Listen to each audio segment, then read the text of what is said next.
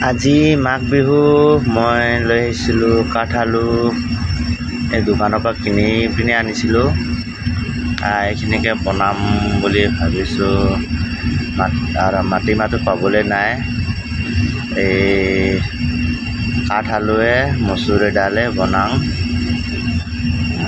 কি কয় ইয়াতে কাটি মেলি বাকলি গুচাব লৈছোঁ।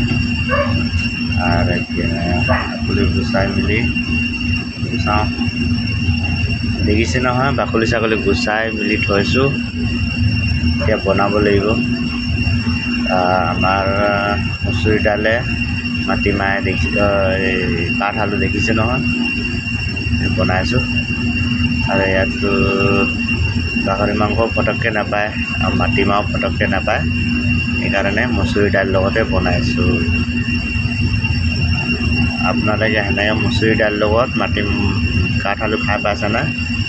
জনাবচোন দেই।